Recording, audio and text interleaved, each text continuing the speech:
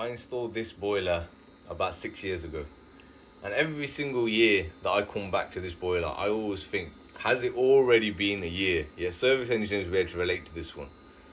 I can't even remember my own personal number, but I can remember this install. And that applies to a lot of the boiler installs. What went wrong, what went right, how the day was, who installed it, who did what, who did the pipework, who did the flue.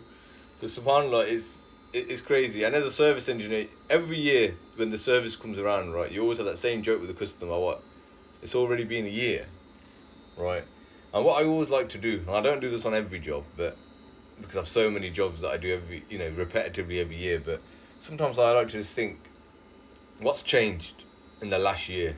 Or from that 6 years ago that I installed this boiler, is the business still running exactly the same? Have I got another van on the road? What's progressed? What went wrong? What went right? What do I want for the next year that's going to come, right?